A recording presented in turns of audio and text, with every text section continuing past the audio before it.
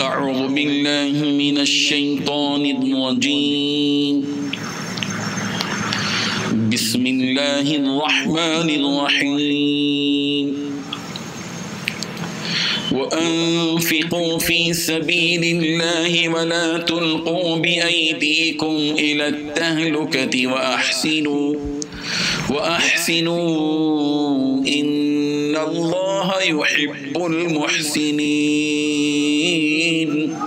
صدق اللہ العظیم۔ حاضرین و ناظرین، یہ درس نمبر 126 ہے اور سورہ بقرہ کی آیت نمبر 195 کی تلاوت کی گئی، 195۔ اللہ تعالیٰ فرما رہے ہیں وَأَنفِقُوا، اور خرچ کرو، فی سبیل اللہ، اللہ کے راستے میں، وَلَا تُلْقُوا، اور مت ڈالو، بِأَيْدِيكُمْ، اپنے ہاتھوں کو، إِلَى التَّهْلُكَةِ، ہلاکت میں، وَأَحْسِنُوا، اور خوبی کے ساتھ کام کرو، ان اللہ، بے شک اللہ تبارک و تعالی، یحب المحسنین، خوبی کے ساتھ کام کرنے والوں کو پسند فرماتے ہیں۔ ترجمہ دیکھیے پورا، اور اللہ کی راہ کے راستے میں خرچ کیا کرو اور اپنے آپ کو اپنے ہاتھوں ہلاکت میں نہ ڈالو، اور نیکی اختیار کرو، بے شک اللہ نیکی کرنے والوں سے محبت رکھتے ہیں۔ اللہ تعالیٰ نے اس آیت میں 3 باتیں بتائی ہیں۔ سب سے پہلی بات، اللہ کے راستے میں خرچ کرو۔ دوسری بات، اپنے آپ کو اپنے ہاتھوں ہلاکت میں مت ڈالو۔ تیسری بات، اچھی طرح کام کرو، اللہ اچھی طرح کام کرنے والوں کو پسند کرتے ہیں، یعنی نیکی کے کام کرو، نیکی کے کام کرنے والوں کو اللہ پسند کرتے ہیں۔ یہ 3 باتیں۔ پہلی بات جو کہی جا رہی ہے کہ اللہ کے راستے میں خرچ کرو، اس سلسلے میں سوال یہ کہ یہاں جبکہ پس منظر میں قتال کی بات آئی، جہاد کی بات آئی، اس پس منظر میں جب یہاں درمیان میں یہ بات کہی جا رہی ہے کہ اللہ کی راہ میں خرچ کرو، تو اس سے مراد کیا ہے؟ اس سلسلے میں مفسرین کے مختلف اقوال ہیں۔ حضرت ابو ایوب انصاری رضی اللہ عنہ نے فرمایا کہ یہ آیت ہمارے ہی بارے میں نازل ہوئی، اور اس کی تفسیر ہم بخوبی جانتے ہیں کہ جب اللہ تعالیٰ نے اسلام کو غلبہ اور قوت عطا کی، تو ہم آپس میں اس بات کی گفتگو کرنے لگے کہ اب جہاد کی کیا ضرورت ہے بھائی، کہ اب چلو ہم اپنے گھروں میں ٹھہر کر اپنے مال کی اور اپنے جائیداد کی پوری خبر گیری کریں۔ اس وقت میں قرآن مجید کی آیت نازل ہوئی اور بتا دیا گیا کہ دیکھو کہ اللہ کی راہ میں خرچ کرو۔ سب سے پہلی بات جو بتائی گئی کہ اللہ کی راہ میں خرچ کرو، یعنی اللہ کی راہ میں خرچ کرنا ایسے وقت کے لیے ضروری ہے جبکہ حالات جہاد کے ہوں، تو اپنا ہاتھ تنگ مت کرو۔ یہ مت سمجھو کہ صرف زکوٰۃ ادا کرنا کافی ہے، نہیں، بلکہ زکوٰۃ کے علاوہ بھی بعض مرتبہ حالات آنے پر، ضرورت پڑنے پر، جب بھی تقاضا پیش آ جائے تو مسلمانوں کی ذمہ داری ہے کہ اپنا مال اللہ کی راہ میں خرچ کریں۔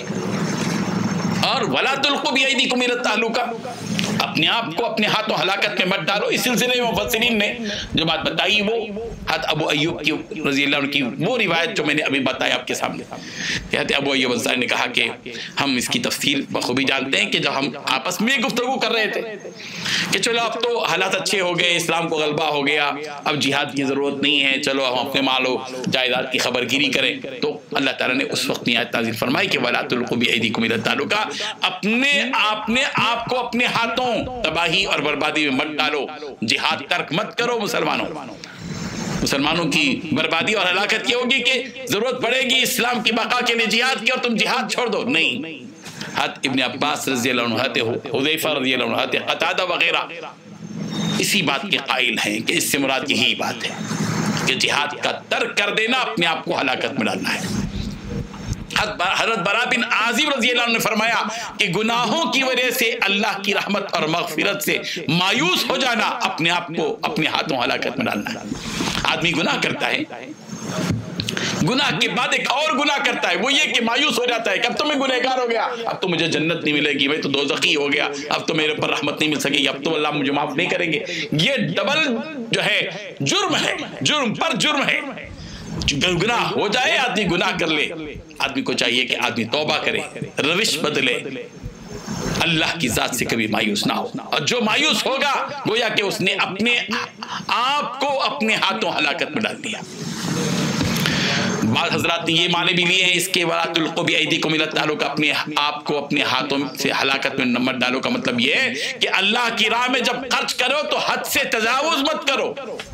इस तरह हद से तजावुज कि बीवी बच्चों के हुकूक भी ज़ाये हो गए, माँ बाप के हुकूक भी ज़ाये हो गए, और सारा का सारा माल जो है अल्लाह के राह में खर्च कर दिया, हलाकत में मत डालो, एतदाल के साथ। इसीलिए कुरान में लिखा वला तजअल यदका मग़लूलतन इला उनुक़िक वला तबसुतहा कुल्लल बस्त फतक़उद मलूमन महसूरा, कि तुम अपना हाथ बिल्कुल बांध कर भी मत रखो कि कुछ खर्च ही मत करो, और इतना खुला भी मत कर दो हाथ के पूरा खर्च कर डालो, इतना खर्च कर डालो कि पूरा खर्च होने के बाद खुद अपनी जरूरत के लिए मलामत करते बैठ जाओ, अपने आप पर कोसते बैठ जाओ, अरे क्यों मैंने इतना पूरा खर्च कर दिया, थोड़ा बचा के रखता तो बहुत अच्छा होता। हुक्म दिया गया कि उसके दरमियानी राह इख्तियार करो, इत्तेदाल के साथ अल्लाह की राह में खर्च करो। हद से ज्यादा खर्च कर दिया अल्लाह की राह में, ये भी अपने आप को हलाकत में डालना है। तीसरी बात जो अल्लाह ताला ने बताई वो ये कि वअहसिनु इन्नल्लाह युहिब्बुल मुहसिनीन, ये कि नेकी के काम करो और काम को बखूबी खूबी के साथ अंजाम दो।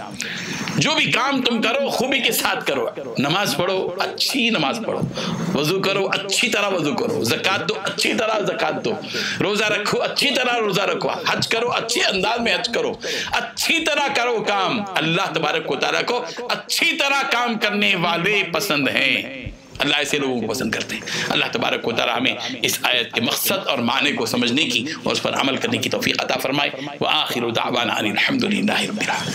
ला इलाहा इल्लल्लाह, ला इलाहा इल्लल्लाह।